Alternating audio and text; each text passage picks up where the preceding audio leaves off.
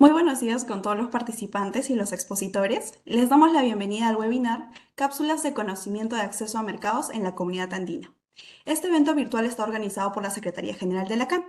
En esta tercera sesión abordaremos el tema de la libre competencia en la comunidad andina, que estará a cargo de los funcionarios Laura Ardila y Mateo Arauz, que nos hablarán un poco más de este tema muy importante. Agradecemos a los asistentes y les recordamos que pueden formular sus preguntas en el chat de la plataforma Webex.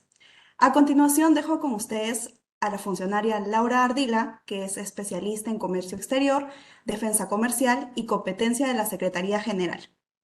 Para ello, Laura nos va a hablar un poco más de este tema. Adelante, por favor.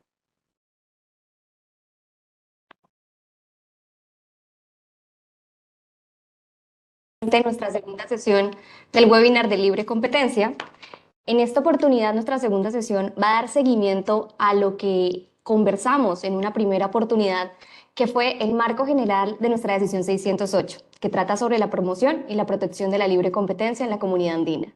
En ese orden de ideas, en esa primera sesión, a modo de un breve resumen, tratamos aspectos claves del capítulo de la sesión 608 en cuanto a qué normas protege, actores principales, sanciones y efectivamente el capítulo especial de las conductas restrictivas que trataremos hoy de manera particular.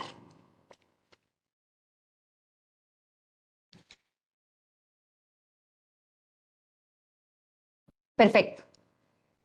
En ese orden de ideas, la importancia de las conductas restrictivas que vamos a tratar hoy justamente trata por la calificación que debe hacer la autoridad comunitaria, en este caso, cuando pretende determinar una medida correctiva o una sanción. En ese orden de ideas, calificar adecuadamente un comportamiento o un acuerdo bastará para saber si efectivamente estamos o no ante una conducta anticompetitiva o de abuso de posición de dominio.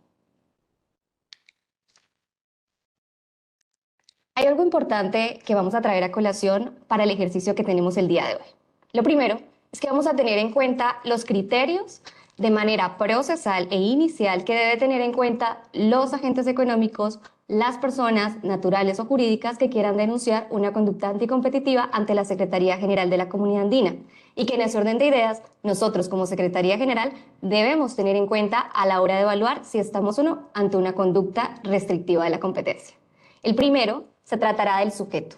Si efectivamente estamos hablando de agentes económicos, en este caso, llámese personas naturales, jurídicas, públicas o privadas.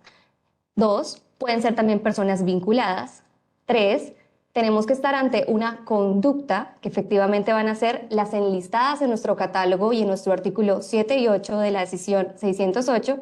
Y finalmente que se cumpla el factor más importante para que tengamos competencia y es el factor territorial.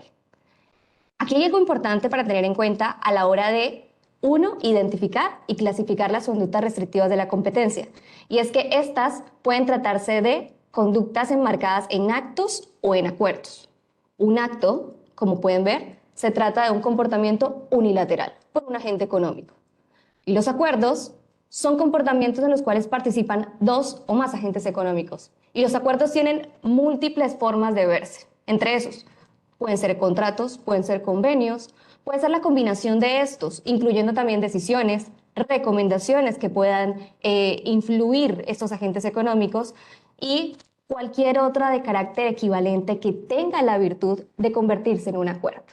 Finalmente, las personas vinculadas. Esto es un elemento importante porque los agentes económicos también pueden ser personas vinculadas tratándose de grupos empresariales o accionistas que tengan participaciones directas o influenciables en el control y la dirección de una sociedad. Teniendo este marco procesal muy claro, vamos a entrar a las conductas. Y lo vamos a hacer a través de un ejemplo base para que todos lo tengamos muy claro. El ejemplo va a consistir en dos agentes económicos, en este caso vamos a utilizar a dos empresas de la subregión andina que han decidido un acuerdo. ¿A través de qué? De un convenio, de una decisión, en este caso verbal. No hay nada por escrito. También tenemos un producto base, un producto determinado que va a ser el aceite vegetal. Y el acuerdo está constituido a través de un tiempo, en este caso prolongado. un tiempo prolongado que podría ser de 2, 3 o hasta 4 años. También tenemos otros 3 elementos importantes. Entre esos, hay unas cuotas de mercado significativas que ostentan estas 2 empresas en la subregión andina. También que no existen competidores en los últimos 2 años para el producto de aceite vegetal. Y finalmente, a tener en cuenta, y es que el producto de aceite vegetal es un bien que pertenece a la canasta básica de los consumidores andinos. Teniendo en cuenta este ejemplo, vamos a usarlo para identificar cuándo este acuerdo puede comportarse o clasificarse dentro de las siguientes conductas restrictivas. Son 5 las conductas restrictivas. En este caso, la primera, fijar precios. La fijación de precios tiene que ver con una coincidencia de precios que puede ser igual o idéntica para un producto determinado con o sin sustitutos por un tiempo también determinado, en el cual no hay ninguna variación ni ningún incremento sobre el valor de ese producto, sobre el precio de ese producto final. En este caso, nuestras 2 empresas con el producto vegetal justamente han eliminado la libertad de asignación de un precio que pertenece justamente al proceso competitivo y han decidido voluntariamente acordar fijar precios en el mercado. De esta manera, sus precios coinciden por un tiempo superior 2, 3, 4 años y no han presentado incrementos de los mismos. La segunda, la restricción de la oferta y la demanda, debe entenderse en este caso como una disminución o una reducción de un producto. Nuestras 2 empresas, en este caso, que se han coludido a través de un acuerdo, terminan por tener un comportamiento que restringe la oferta a través de la reducción de su oferta y del precio que han estipulado para ese producto que pertenece a una canasta básica. La repartición de mercados. Nuestras 2 empresas han decidido crear barreras artificiales a través del concurso de sus 2 voluntades. En este caso, las barreras artificiales demuestran que durante los últimos 2 años no existen competidores, lo que les permite repartirse esa asignación en la subregión andina, sea en 2 o más países determinados de nuestros países miembros. Una cuarta conducta que puede presentarse a través de estas 2 empresas de nuestra subregión podría ser el impedir o dificultar que otros competidores entren. Y esto se puede ver justamente porque no hay más competidores en los últimos 2 años, tampoco la permanencia de ellos se da por un tiempo prolongado, lo que termina por eliminar o debilitar el posicionamiento que puede tener un nuevo competidor que quiera llegar a la subregión andina para poder comercializar su producto, en este caso un producto de aceite vegetal. Y finalmente, la licitación pública. ¿En qué momento nuestras 2 empresas de la comunidad andina pueden estar incurriendo en una conducta que termine por limitar las licitaciones públicas?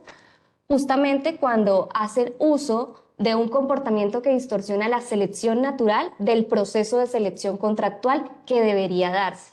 En este caso, nuestras 2 empresas, a través de la figura de un consorcio, podrían estar presentando una misma propuesta para asignarse un mercado. Como pueden ver, las conductas restrictivas, en este caso con nuestro ejemplo base, pueden darse perfectamente a partir del concurso de 2 o más agentes económicos para un producto que pertenece a la canasta básica de la subregión andina. Ahora bien, tenemos un segundo catálogo de conductas que en este caso tienen un particular elemento y es el abuso de la posición de dominio. Hay algo importante que tienen que tener en cuenta frente al abuso de la posición de dominio y es que las empresas en la subregión andina y también en el extranjero pueden ostentar posición de dominio. Per se no es anticompetitivo. Sin embargo, las empresas con posición de dominio son proclives a ejercer una influencia en niveles de integración vertical. En este caso, hay una condición básica que ostentan y es que tienen una superioridad para crear desventajas en sus competidores rivales.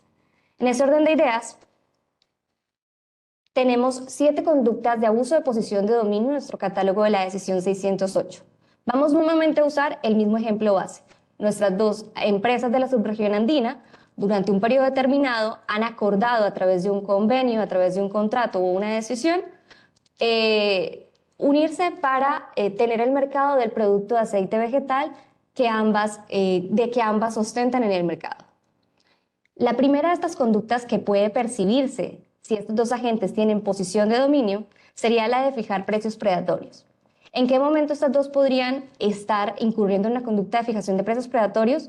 Justamente cuando lo que intentan es reducir el precio de su producto a a precios muy por debajo de sus costos finales. Y esto se puede dar y se puede observar porque no es sostenible en el tiempo que nuestras agentes, nuestras empresas de la subregión andina puedan mantener precios tan inferiores sin perseguir, en este caso, excluir o eliminar la competencia. Ahora bien, otro comportamiento que puede ser proclive de una empresa con posición de dominio, en este caso de nuestros agentes, puede ser la distribución exclusiva. ¿Cuándo hay distribución exclusiva y cuándo se ejerce a través de una conducta de uso de posición de dominio? Cuando se crean obligaciones condicionantes a competidores dentro de la integración de la relación vertical que los obligan a adquirir o no sus productos con base en la adquisición de un segundo producto en el mercado.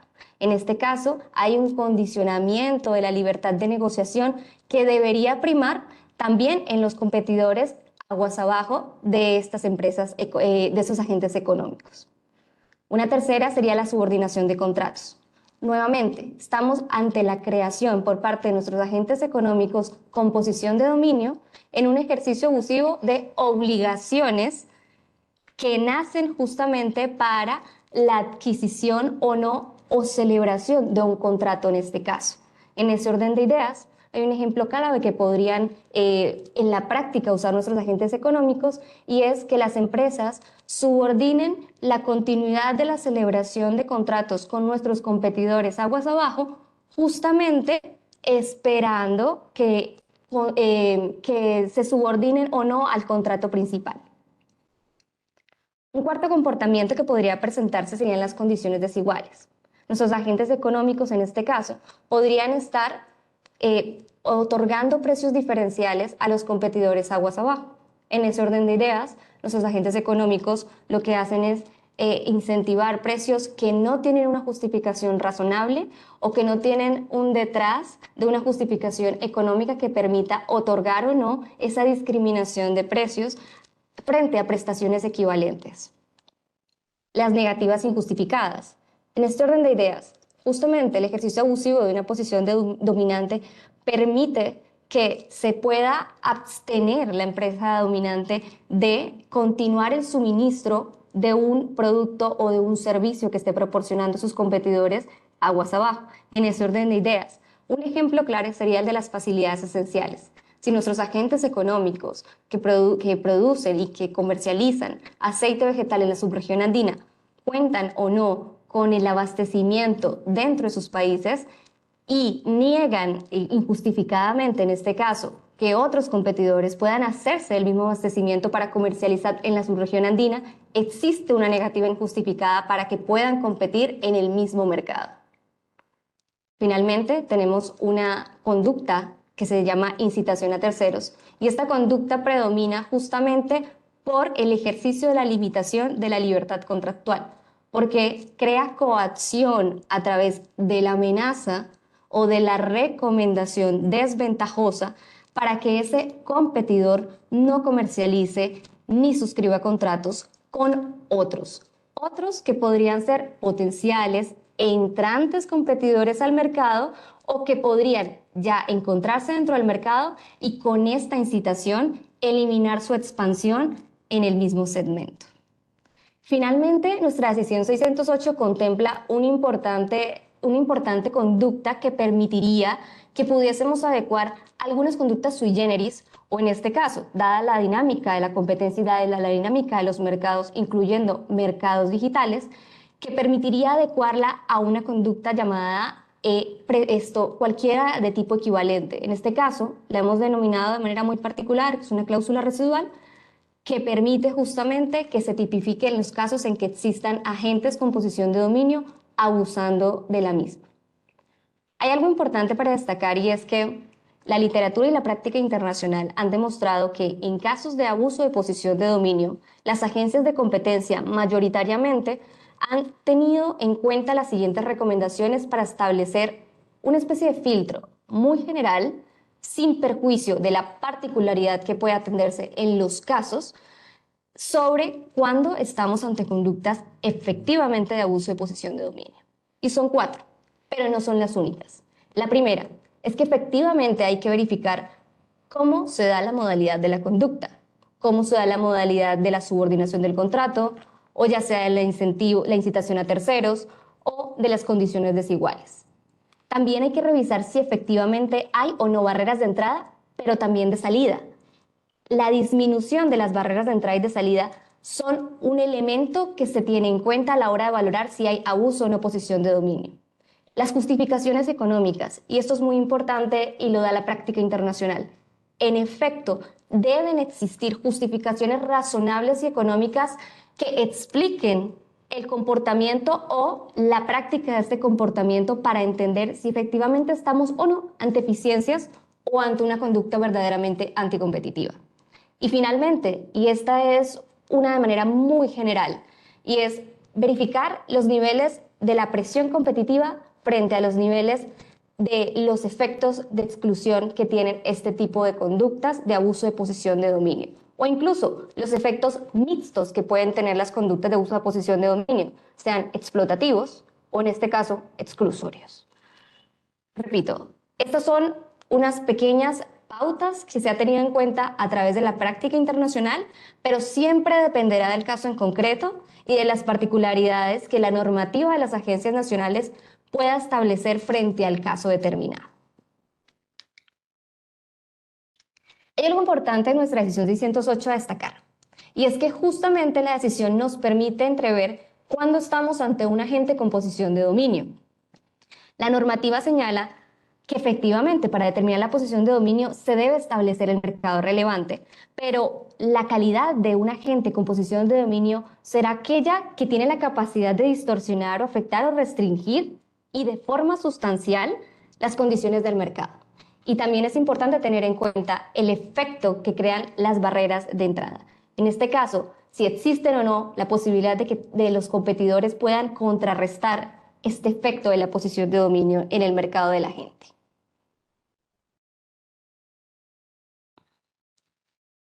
Para más información, pueden conocernos a través de www.comunidadandina.org.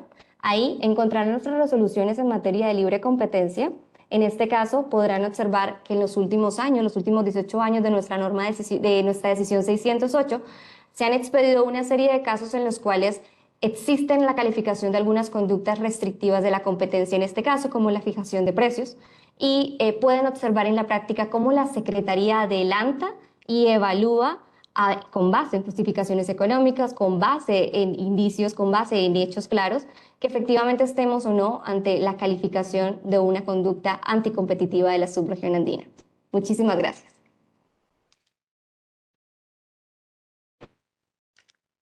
Muchísimas gracias, Laura, por hablarnos sobre este tema, tu valiosa exposición. Seguidamente de ello vamos a tener a Mateo Araos, que es especialista en restricciones y gravámenes, defensa comercial y libre competencia. Para ello, Mateo, para que nos puedas hablar un poco más.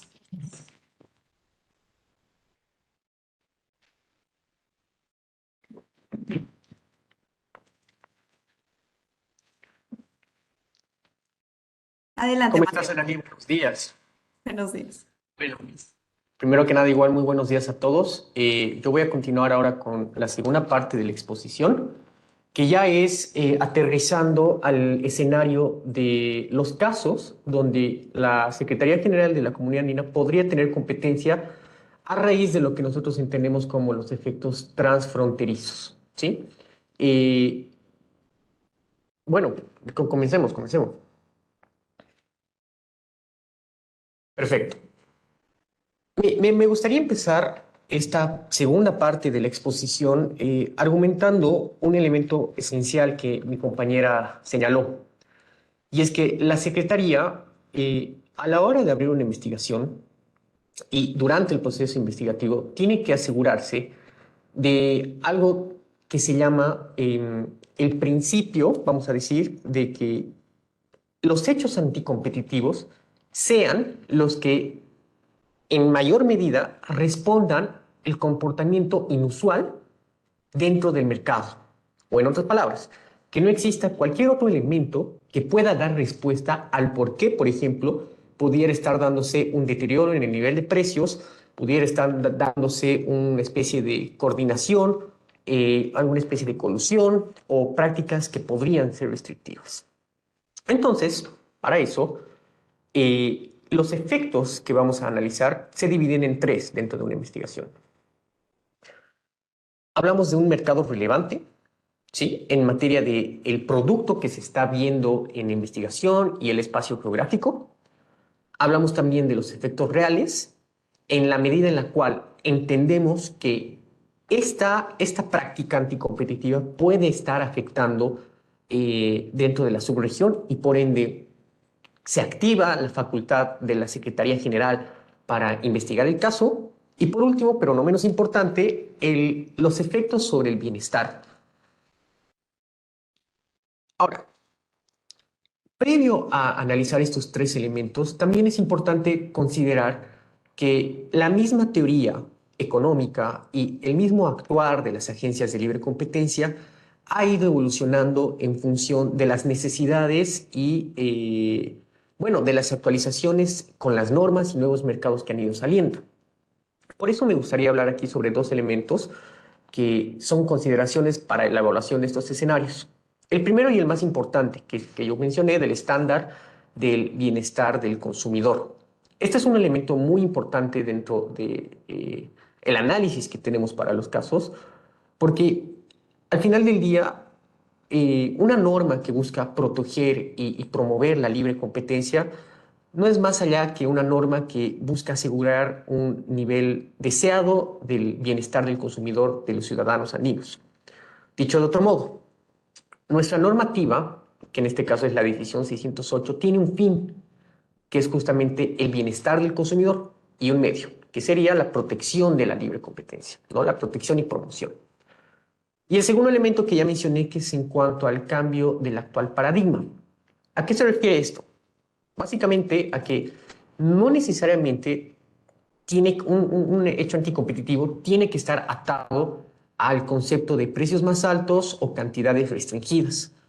Hoy en día la literatura y las agencias de competencia han afirmado en muchas ocasiones que hay otros elementos claves que también pueden incorporarse, como por ejemplo la calidad del servicio del producto, la permanencia de las barreras de entrada, los posibles retrasos dentro de la innovación, que ese es un elemento que hoy en día se toca mucho en consideración, especialmente cuando vemos que existe un aparato tecnológico muy fuerte dentro de las industrias, y el concepto de seguridad, que lo vamos a ver más adelante también. Ahora bien, dado que la segunda parte es el escenario de los el estudio de escenarios transfronterizos, me gustaría que empecemos esto tomando en consideración los tres elementos que hemos comentado con un caso por abuso de posición de dominio, ¿sí? Para ello, les propongo el siguiente ejemplo. Una empresa que fabrica microprocesadores en el país A otorga descuentos o reembolsos por fidelidad a diversos fabricantes de computadoras de los países de la CAN, con la condición de que no adquieran el producto similar de otras empresas subregionales competidoras. Entonces vamos por el primer elemento que les mencioné, que es clave, el mercado relevante en cuanto al producto y región. Aquí estamos hablando justamente de un componente principal que van a ser estos microprocesadores, ¿no? Es decir, cualquier computadora no puede funcionar si es que no tiene un microprocesador. Por ende, aquí el mercado del producto estaría englobando, por un lado, la correcta comercialización de las computadoras y los elementos que la incorporan, que en este caso serían los microprocesadores. Ahora bien, ¿cómo sabemos que existe un mercado relevante donde se activa el mecanismo de Lacan? En la medida que los empresarios que justamente fabriquen estas computadoras comercialicen y tengan actividades dentro de la región andina. Y ahora pasemos al segundo punto. ¿En qué medida este acuerdo podría estar afectando justamente el régimen de libre competencia en la región? Hay que entender aquí un concepto clave que es el tema de los descuentos por fidelidad o los reembolsos que se pueden dar por fidelidad. Es bastante complejo este tema porque si es que uno no es bastante minucioso en analizar los efectos que se pueden estar dando en cuanto a, por ejemplo, las demandas que se tienen de estos microprocesadores, uno podría estar argumentando erróneamente que no existe aquí un efecto anticompetitivo, que básicamente es una condición de yo estoy premiando a el que crea las computadoras por elegirme. Pero aquí hay un concepto clave que es el concepto de apalancamiento. En la medida en la cual la persona que fabrica estos microprocesadores posee un poder de mercado que le dé esa facultad justamente para decir, el día de mañana, si yo te dejo de otorgar estos descuentos o estos reembolsos, no vas a seguir vendiendo en la misma cantidad. O también podría ser, por ejemplo, en la misma calidad los productos, ya sea porque escoges de una empresa aparte, se están comenzando a generar principios de una práctica anticompetitiva, basándose, por ejemplo, en lo que les mencioné, que no solo se trata en el precio, sino también en la calidad y en el acceso que uno puede tener a los componentes, en este caso los microprocesadores, que son esenciales para el producto final. ¿Y esto cómo deteriora el bienestar de los consumidores? Que es la pregunta final, pero que básicamente se resume en el por qué se está abriendo la investigación. Al final del día, lo que se garantiza es el acceso de los bienes en las mejores condiciones, donde se produzcan con los mejores insumos y que sean asequibles, que esto es algo que vamos a mencionar más adelante. Entonces, vemos que una práctica que puede ser solo a nivel mercado de distribución versus comercialización, podría estar afectando al final del día en la calidad de los servicios y productos, perdón, solo productos que se les otorgan a los consumidores. Bien, veamos ahora el caso de un acuerdo anticompetitivo, una concertación que se podría estar dando. Y el ejemplo es el siguiente, ¿sí? La Secretaría decide abrir una investigación donde encuentra información de que el dueño de una empresa A en Bolivia y el dueño de una empresa B que puede estar en Perú se reúnen para repartir el mercado de sus productos, acordando justamente que sus productos no ingresen en el mercado del uno del otro. Ahora bien, aquí es importante tomar en consideración que como estamos en una etapa de investigación, al igual que en el escenario anterior, pueden existir muchos elementos que den respuesta y, como ya les había mencionado, que puedan ser causales de la posible práctica anticompetitiva que estamos enfrentando. Entonces, para encontrar esos tres elementos, nuevamente partimos de lo que es el mercado relevante en cuanto al producto y a la región. ¿Sí? Aquí pueden existir una infinidad de escenarios, puesto que sabemos que se están repartiendo los mercados. Pero vamos a ver, podríamos estar hablando de dos empresas que se dedican a comercializar una canasta, ya sea de 10, 15, 20 productos, y que solo podría estar existiendo un escenario potencial de efectos anticompetitivos en tres de esos productos. Y para esos tres, en distintas zonas geográficas de puntos de acceso que podrían darse, por ejemplo, entre Bolivia y Perú. ¿A qué me voy con esto? Es importante que en el proceso de investigación, la autoridad de competencia entienda cómo es que se están transmitiendo estos efectos, cuál es el vínculo, cuáles son los canales, cómo es que estas empresas al final del día han llegado a la decisión de, ok, tenemos que concertar, tenemos que repartir los mercados, vamos a escoger estos puntos y vamos a evaluar si es que a partir de, bueno, de los acuerdos que vayamos a llegar, nos estamos favoreciendo. Entonces, de ahí es donde se origina el efecto real, justamente de entender cómo es que la transmisión de estos acuerdos de una parte con la otra puede estar afectando al, podríamos decir, el bolsillo del consumidor, por ejemplo, o podríamos también decir al acceso al producto. ¿Y cómo esta medida entonces deteriora el bienestar de los consumidores? Partamos, por ejemplo, del precio, ¿sí?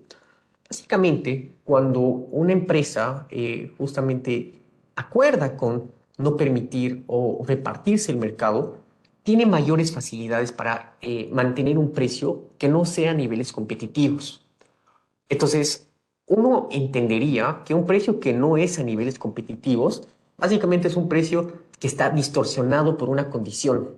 Y es una condición de que yo, al ostentar justamente este poder de mercado, esta habilidad de poder sacar un precio subcompetitivo, perdón, sí, subcompetitivo, puedo estar deteriorando al final del día las condiciones en las cuales te están ofreciendo estos productos a los consumidores. Pero bien, quiero detenerme justamente en estos últimos dos elementos, condiciones de los consumidores y precios subcompetitivos. Muchas veces los que ven estos casos, especialmente la sociedad, no entiende la magnitud que puede impactar el que, por ejemplo, dos empresas decidan aumentar, no sé, 30 centavos, 50 centavos al producto en la canasta básica. Esos 30 o 50 centavos pueden significar 500,000 unidades vendidas del producto en un mes. Y si eso lo pasamos en años, imagínense la cantidad de plata que 30 o 50 centavos podrían significar a costa de que están haciendo un acuerdo anticompetitivo. Para que vean un poco cuál es la magnitud y la importancia que tiene ahí la normativa andina de promover la eficiencia dentro de los mercados a precios competitivos.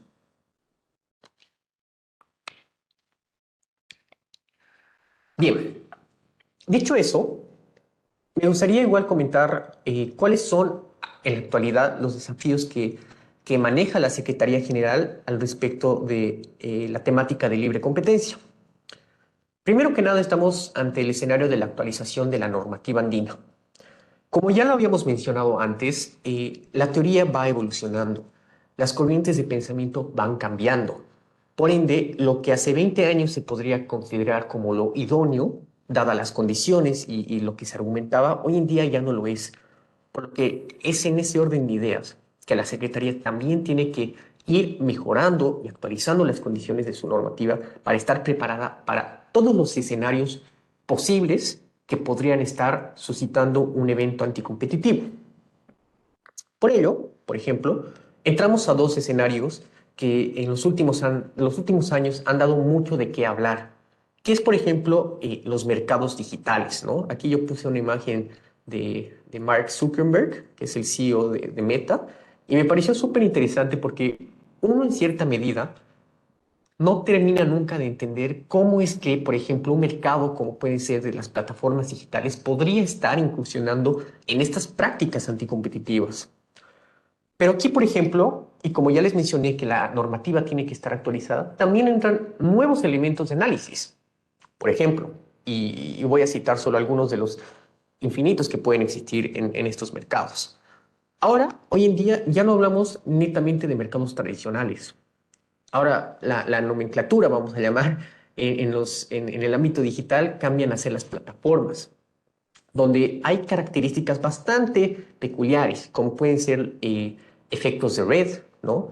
El tema de apalancamiento, la protección de datos y cómo, por ejemplo, a raíz de que hay una empresa que saca cada vez más aplicaciones desde un mismo punto de información, puede estar suscitando, por ejemplo, condiciones de desventaja para potenciales empresas de un ámbito digital, ¿no? Y lo último, que en realidad es lo que este año ha dado bastante de qué hablar, que es el tema de la inteligencia artificial, ¿no? ¿Por qué es importante también ver este tema? Porque hay que entender que la herramienta de la inteligencia artificial puede servirle a las autoridades de competencia como un insumo más en la lucha contra los hechos anticompetitivos. Pero como este insumo puede ser de acceso a todo el mundo, podría ser también una herramienta que facilite a que los cárteles sean indetectables. Entendemos que las tecnologías de red hacen con que esto sea algo inevitable, Pero si a eso le sumamos una nueva herramienta como la inteligencia artificial, entonces es necesario que la Secretaría y todas las autoridades de competencia que ven estos temas estén preparadas también, sepan cómo enfrentar estos desafíos de la mejor forma, en el mejor tiempo. Y bien, como reflexiones finales, después de haber terminado estas dos ponencias bastante interesantes, me gustaría que se queden con dos elementos muy importantes que para nosotros tienen que quedar claro después de esto. El primero es que un efecto transfronterizo no puede atribuirse específicamente a aspectos legales. Es importante también encontrar el balance con el análisis económico. ¿Por qué les digo esto? Porque básicamente las autoridades de competencia, a partir de la evidencia económica, pueden llegar también a conclusiones previsibles, sin el esfuerzo oneroso que puede ocurrir muchas veces cuando una autoridad busca justamente estos aspectos propios de un proceso administrativo sancionador. Y el segundo elemento, no se trata de buscar de precios, no se trata netamente de buscar precios competitivos, como ya les había dicho, precios que todas las empresas puedan agarrar y alcanzar. Hoy en día también se habla de buscar o alcanzar precios que sean asequibles y que no restrinjan el acceso al bien. De eso es lo que se habla hoy en día a la hora de mencionar los ámbitos del bienestar del ciudadano. Muchas gracias. Muchísimas gracias, Mateo, por tu exposición y por hablarnos sobre el tema.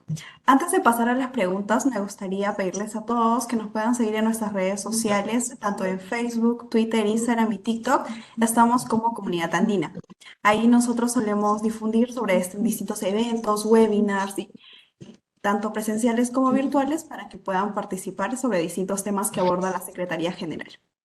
Y con ello me gustaría proceder a las preguntas, que son preguntas que nos han hecho llegar para Laura y Mateo, para que nos puedan ampliar un poco más sobre el tema. Así es que procederé a dar a la lectura a las preguntas, teniendo ya a Laura y Mateo en pantalla. La primera pregunta dice: Buenos días, tengo una consulta para la señorita Ardila. ¿Podría explicarnos con un ejemplo en qué se diferencia la conducta de prácticas restrictivas y de abuso de posición de dominio? Adelante, Laura. Claro, bueno, un ejemplo clave o mejor, el truco para identificar la diferencia está en que cuando se trata de abuso de posición de dominio, los agentes económicos deben ostentar la calidad de posición de dominio para hacer un ejercicio abusivo de esa calidad que obtienen. Entonces, un ejemplo claro, básicamente es que un acto restrictivo de la competencia, un comportamiento restrictivo, no necesariamente son agentes con posición de dominio en el mercado, pero se necesita tener la posición de dominio después de determinar que el mercado relevante le da la calidad de la posición de dominio de este agente, que puede o no reconocer que tiene posición de dominio. Eso lo determina el mercado relevante en un estudio de caso, que efectivamente tiene esta condición para determinar que está dentro del catálogo de conductas de abuso de posición de dominio.